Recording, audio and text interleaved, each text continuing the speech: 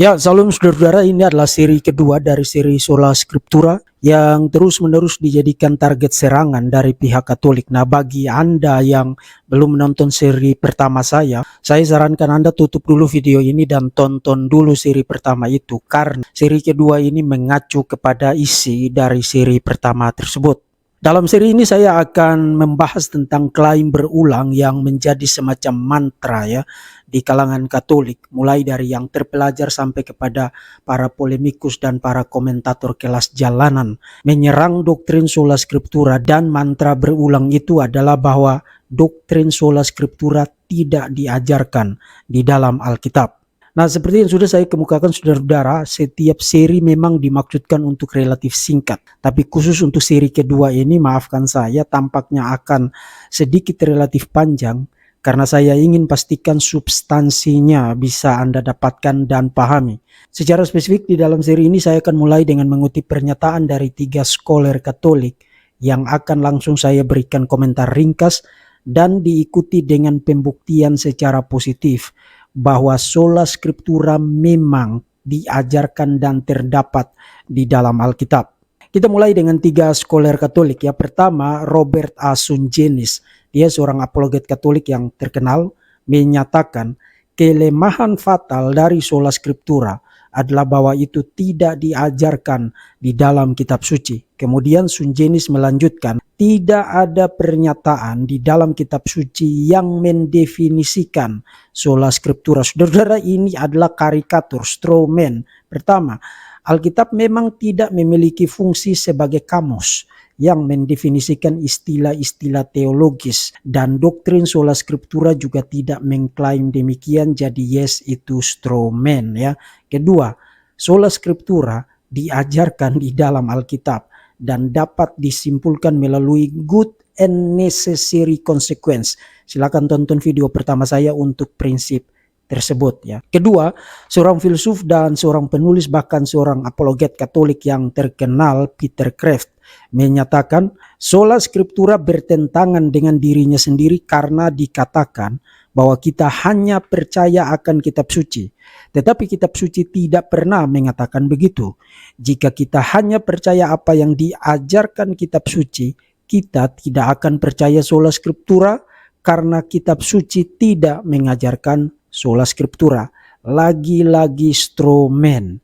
Sola scriptura tidak mengklaim bahwa kita hanya percaya apa yang diajarkan oleh Alkitab. Yang diklaim oleh sola scriptura adalah bahwa untuk urusan doktrin dan kehidupan Kristen yang menyelamatkan, Alkitab adalah sumber satu-satunya, tidak titik sampai di situ. Alkitab adalah sumber satu-satunya yang tidak dapat salah, infallible, dan berotoritas mutlak. Jadi sola scriptura tidak mengklaim bahwa Alkitab itu semacam ensiklopedia atau kamus atau buku manual yang memberikan petunjuk untuk apa saja yang kamu butuhkan ketahui, tinggal cari di halaman berapa, kamu nemu kemudian ikuti. Sola scriptura juga tidak mengklaim bahwa semua sumber-sumber yang lain seperti tulisan bapak-bapak gereja, konsili-konsili, pengakuan-pengakuan iman, katekismus dan lain sebagainya, tidak mengklaim bahwa itu tidak penting. Semua sumber-sumber itu penting, berguna, dan mengikat sejauh konsisten, sesuai, dan tidak bertentangan dengan ajaran Alkitab, firman Tuhan. Dan yang ketiga, Profesor William ya, dia adalah Assistant Professor of Theology di Loyola University, menyatakan selain itu terlalu sering dilupakan bahwa ajaran sola scriptura itu sendiri tidak terdapat di dalam Alkitab. Tidak dimanapun perjanjian baru menyatakan bahwa orang-orang percaya hanya membutuhkan kitab suci untuk percaya dengan setia. Khususnya generasi pertama para murid setelah Yesus belum memiliki kumpulan tulisan-tulisan Kristen yang unik.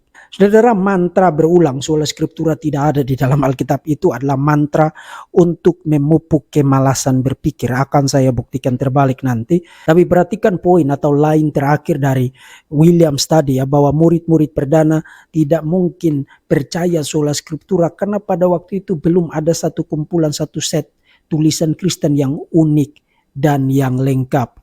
ini sekali lagi adalah karikatur, strawman. Sudah saya tegaskan kemarin. Sola Scriptura tidak menyangkali ada periode khusus di mana kitab suci sedang dalam proses penulisan, dan karena itu firman Tuhan dideliver secara lisan baik oleh para nabi, oleh Yesus sendiri, termasuk oleh para rasul. Sola Scriptura adalah prinsip formal dari totalitas firman Tuhan yang tertulis. Setelah era para rasul pasca Alkitab selesai ditulis, tidak ada lagi sumber pewahyuan yang lain yang memiliki sifat infallible atau tidak dapat salah dan berotoritas mutlak.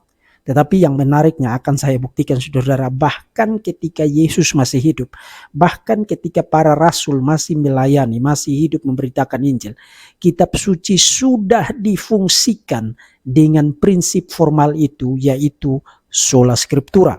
Nah, dengan 3 kutipan dari para scholar Katolik tadi dan komentar ringkasnya, sekarang saya akan memberikan pembuktian positif case untuk sola scriptura, bahwa memang sola scriptura diajarkan di dalam Alkitab, dan karena itu harus diterima sebagai prinsip formal yang mengikat cara pandang kita terhadap Alkitab. Nah, untuk kesempatan ringkas ini saudara-saudara, saya akan mempresentasikan 2 premis akumulatif yang memimpin kepada kesimpulan bahwa Alkitab adalah satu-satunya sumber doktrin dan panduan kehidupan Kristen yang terpercaya, paling otoritatif, dan tidak dapat salah, infallible. Kedua poin ini akan membuktikan bahwa kitab suci cukup secara materially sufficient, dan cukup secara formal, formally sufficient, untuk doktrin dan untuk kehidupan Kristen. Kita mulai dari yang pertama yang saya sebut sebagai ontologi Alkitab.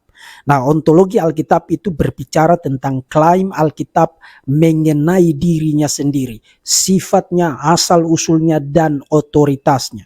Saudara, berulang kali di dalam Alkitab kita mendapati klausa demikianlah firman Tuhan, ya. Itu ada di mana-mana di dalam Perjanjian Lama.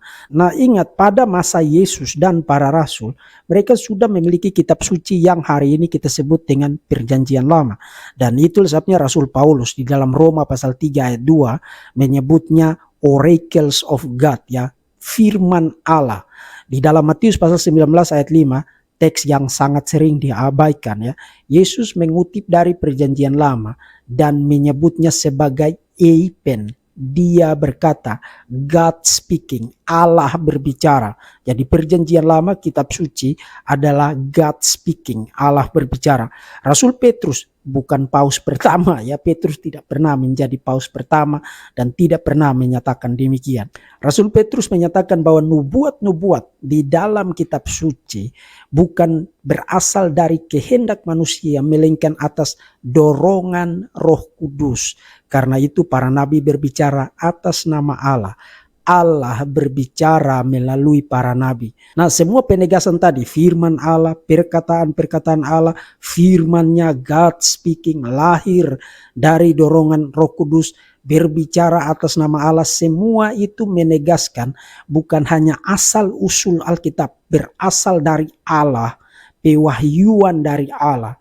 Allah berbicara kepada umatnya dan dicatat di dalam Alkitab. Bukan hanya itu, melainkan juga menegaskan sifat otoritasnya yang mutlak dan infallible, tanpa salah.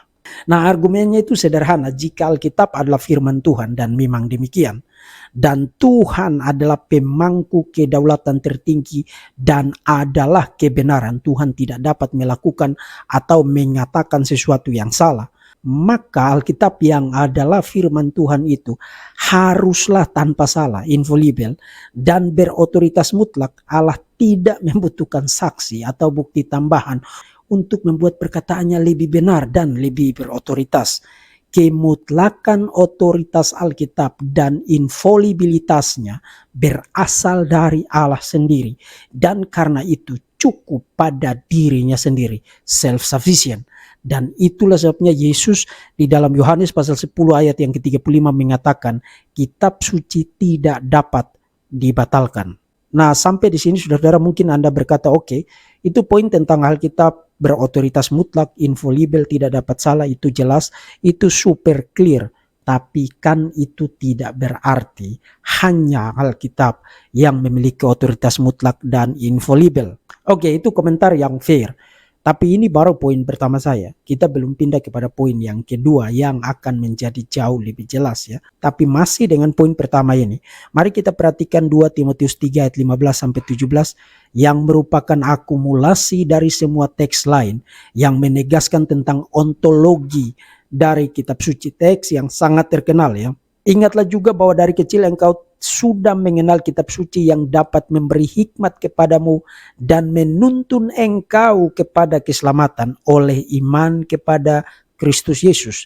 Segala tulisan yang diilhamkan Allah memang bermanfaat untuk mengajar, menyatakan kesalahan, memperbaiki kelakuan, mendidik orang dalam kebenaran.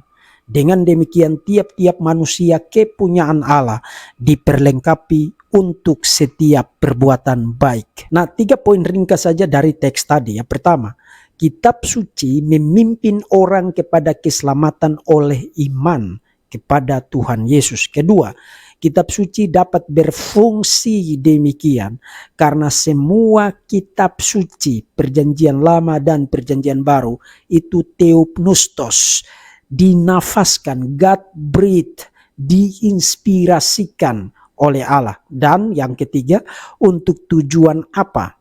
Untuk tujuan mengajar, doktrin, menyatakan kesalahan, memperbaiki kelakuan, mendidik orang dalam kebenaran. Singkatnya, memperlengkapi orang-orang percaya untuk setiap perbuatan baik yang menyenangkan Allah. Jadi kitab suci, 66 kitab kanonik itu cukup sufficient untuk doktrin, untuk pengajaran, dan untuk kehidupan Kristen. Nah, para apologis Katolik mulai berdansa-dansa di sekitar ayat ini dan ngeles bilang begini, nah kan yang dikatakan di situ semua kitab suci, tidak dikatakan hanya kitab suci. Saudara, itu hanya penyakit bersilat kata. Karena sekarang pembuktiannya bukan ada lagi pada pihak Protestan. Pembuktiannya ada pada pihak kamu untuk membuktikan sumber lain selain Alkitab yang punya karakter ontologis seperti kitab suci. Firman Allah, perkataan-perkataan Allah lahir oleh dorongan Roh Kudus, tidak dapat dibatalkan, dan theopneustos, dinafaskan atau diinspirasikan oleh Allah. Silakan buktikan ada sumber lain yang punya karakter-karakter ontologis yang demikian. Jangan minta bukti terus sementara kamu tidak buktikan posisimu sendiri, karena sangat super clear bahwa hanya yang theopneustos, hanya yang diinspirasikan, dinafaskan oleh Allah, yang infallible, yang tidak dapat salah dan berotoritas mutlak dan bermanfaat, seperti yang dikatakan dengan super clear di dalam 2 Timotius 3 ayat 15-17 tadi. Tapi kalau kamu masih ingin ngeles untuk kebinasaanmu, mari kita pindah kepada poin yang kedua yang akan membuatnya menjadi jauh lebih jelas. Poin yang kedua berbicara tentang fungsi kitab suci menurut perjanjian baru. Saudara, Alkitab bukan hanya menegaskan ontologinya, asal-usulnya, sifatnya, manfaatnya, melainkan juga yang menarik adalah ketika Yesus masih hidup, bahkan ketika Yesus masih hidup, para rasul masih melayani, Alkitab sudah difungsikan sebagai norma pengukur untuk sumber-sumber alternatif yang lain atau yang di kemudian hari disebut dengan sebutan sola scriptura. Pertama, mari kita lihat sejumlah bukti dari perjanjian baru berbicara mengenai hubungan antara kitab suci dan tradisi Yahudi. Informasi singkat untuk latar belakang saja, saudara-saudara. Orang-orang Yahudi pada masa Yesus, terutama orang-orang Farisi, mengklaim bahwa selain kitab suci perjanjian lama, mereka juga punya apa yang namanya oral law atau oral Torah, hukum lisan, yang katanya berasal dari Musa, yang memiliki otoritas yang sama dengan kitab suci. Bahkan dalam banyak kesempatan mereka tidak sungkan-sungkan meninggikan tradisi lisan itu di atas kitab suci. Dan saudara-saudara, itu masih diteruskan di dalam tradisi Yudaisme rabbinik bahkan sampai dengan hari ini. Nah, itu bahkan persis analogis dengan posisi Gereja Katolik Roma yang di samping kitab suci mengklaim mereka juga memiliki tradisi apostolik katanya yang lisan yang tidak ada di dalam Perjanjian Baru, tapi tidak pernah dipublikasikan. Kita tidak tahu menahu apa isinya, modelnya bagaimana, macam apa itu, apa kontennya. Mendadak nanti mereka bikin konsili, kemudian bikin dogma. Misalnya tahun 1950, belum 100 tahun, 1950 mendadak mereka bikin konsili, kemudian bikin dogma tentang Maria diangkat tubuhnya ke surga. Dan bukan hanya itu, mereka bahkan ngutuk-ngutuk yang tidak menerima doktrin itu, dogma itu, di anatema katanya, terkutuk katanya. Saudara-saudara, itu akan saya bahas di dalam siri saya yang kedua, ya, tentang kitab suci dan tradisi. Itu hanya komentar intermezzo saja. Nah, mengenai kitab suci dan tradisi Yahudi, mari kita mulai dari Matius pasal 23 ayat yang pertama dan seterusnya. Saudara dipersilakan membaca sendiri ya. Teks itu berbicara tentang orang-orang Yahudi yang duduk di kursi Musa. Dan saudara perhatikan di dalam teks itu, Yesus mengakui otoritas mereka untuk pengajaran ya. Dan by the way, sola scriptura tidak menyangkali otoritas para pemimpin umat Allah. Yesus mengakui otoritas itu untuk pengajaran, dan karena itu Yesus mengatakan, ikuti, dengarkan pengajaran mereka, tapi jangan turuti kelakuan mereka. Itu Matius pasal yang ke-23. Nah, dengan mengingat teks itu, sekarang mari kita perhatikan Matius pasal yang ke-15 ayat 1 sampai dengan ayat yang ke-9.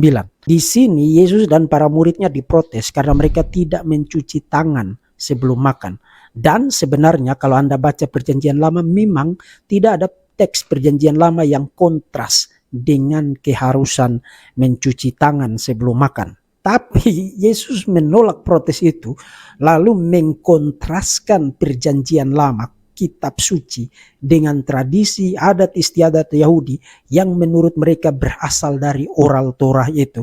Yesus bilang, nope, itu perintah manusia. Dan Yesus bahkan mengutip dari Yesaya pasal 6, bangsa ini memuliakan aku dengan bibirnya, padahal hatinya jauh daripadaku. Dan Yesus bahkan menyebut mereka orang munafik. Nah, Anda mungkin akan ngeles begini, itu kan adat istiadat, tradisi yang mereka bikin-bikin sendiri.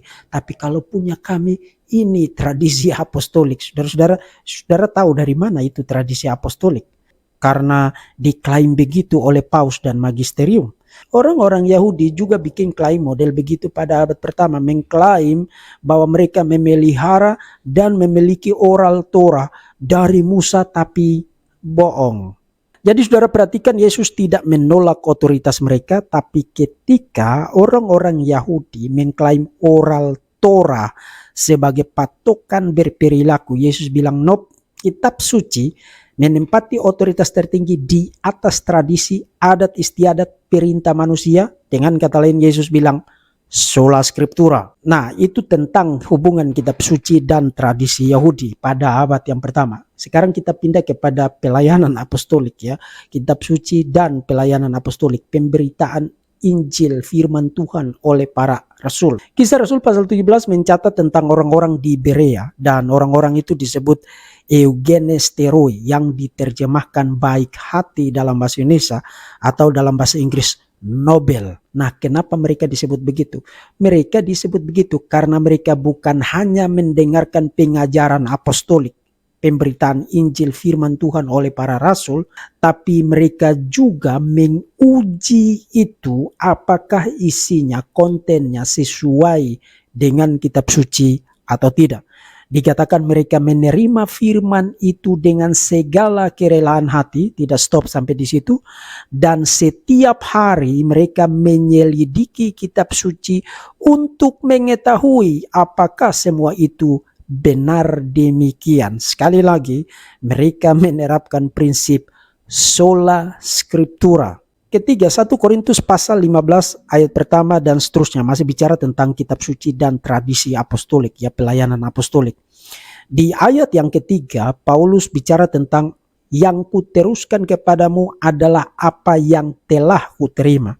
Nah, kata bahasa Yunani yang digunakan di situ adalah paredoka, dari kata paradidomi. Ini istilah teknis untuk penurun alihan tradisi, transmisi tradisi. Itu sebabnya di dalam Vulgata kata itu diterjemahkan dengan tradidi, yang darinya kita mendapatkan istilah tradisi. Jadi berbicara tentang tradisi apostolik mengenai the gospel, mengenai Injil. Kemudian kalau Anda baca ayat-ayat selanjutnya, proposisi-proposisi the gospel, Injil itu diikuti dengan klausa sesuai dengan kitab suci. Kristus telah mati karena dosa-dosa kita sesuai kitab suci. Bahwa ia telah dikuburkan dan bahwa ia telah dibangkitkan pada hari yang ketiga sesuai dengan kitab suci. Dan itulah sebabnya tradisi apostolik tentang the gospel itu menurut Galatia pasal 1 ayat 7 sampai dengan ayat yang ke-8. Kalau diputar balikan, kalau ada orang mengajarkan yang lain, termasuk kami, para rasul, bahkan malaikat dari surga sekalipun, terkutuklah dia. Jadi even para rasul, even malaikat dari surga tidak punya hak, tidak punya otoritas untuk mengajarkan yang lain selain daripada Injil yang sesuai kitab suci, sola scriptura. Nah, kamu masih belum yakin juga, kamu masih menginginkan kebinasaan untuk mempercayai berbagai macam doktrin aneh yang tidak berdasar dan supaya doktrin-doktrin aneh itu tetap aman, maka kamu harus menolak sola scriptura. Masih kurang. Oke, ini yang terakhir ya, poin yang keempat. Yesus sendiri selama pelayanannya tidak mengklaim mengajarkan sesuatu yang sama sekali baru. Even prinsip sesuai kitab suci itu menjadi yang terutama dalam kehidupan dan pelayanan Yesus. Kalau saudara baca kitab-kitab Injil dengan sangat jelas dan berulang kali, mereka mengutip dan membuat alusi kepada perjanjian lama untuk segala sesuatu terkait kehidupan Yesus maupun pelayanannya. Yesus mengatakan, Musa menulis tentang aku. Dan klimaks dari pelayanannya meringkas kembali peristiwa-peristiwa kunci yang mayor di dalam misi kemesiasannya. Yesus menyatakan kepada dua orang yang berjalan ke Emmaus itu, hai kamu orang bodoh, betapa lambannya hatimu sehingga kamu tidak percaya segala sesuatu yang telah dikatakan para nabi. Bukankah Mesias harus menderita semuanya itu untuk masuk ke dalam kemuliaannya? Lalu ia menjelaskan kepada mereka apa yang tertulis tentang dia dalam seluruh kitab suci, mulai dari kitab-kitab Musa dan segala kitab nabi. Dan beberapa ayat kemudian saudara-saudara kepada semua muridnya, masih di Lukas pasal 24, Yesus mengulangi poin itu. Ia berkata kepada mereka, inilah perkataanku yang telah kukatakan kepadamu ketika aku masih bersama-sama dengan kamu, yakni bahwa harus digenapi semua yang ada tertulis tentang aku dalam kitab Taurat Musa dan kitab nabi-nabi dan kitab Mazmur. Lalu ia membuka pikiran mereka sehingga mereka mengerti kitab suci. Katanya kepada mereka, ada tertulis demikian, Mesias harus menderita dan bangkit dari antara orang mati pada hari ketiga. Jadi seluruh kehidupan dan pelayanan Yesus divalidasi dan dibuktikan hanya dan hanya dengan merujuk kepada kitab suci, sola scriptura. Nah, sampai di sini saudara-saudara, pembuktian positif ini menegaskan dua hal. Pertama, dari segi ontologinya, kitab suci mengklaim dirinya cukup secara material. Isinya cukup untuk doktrin dan kehidupan Kristen. Dan yang kedua, dari segi bagaimana kitab suci difungsikan menurut perjanjian baru, menegaskan bahwa kitab suci difungsikan sebagai norma pengukur, dan dengan demikian menegaskan bahwa kitab suci secara formal cukup, formally sufficient untuk doktrin dan kehidupan Kristen. Saudara, untuk urusan keselamatan, doktrin dan kehidupan Kristen, kitab suci adalah satu-satunya sumber acuan terpercaya yang cukup, sufficient, berotoritas mutlak dan infallible, tidak dapat salah. Sola scriptura. Gereja, tradisi gereja terlepas dari semua kebergunaannya, tidak dapat mengklaim otoritas yang setara dengan kitab suci.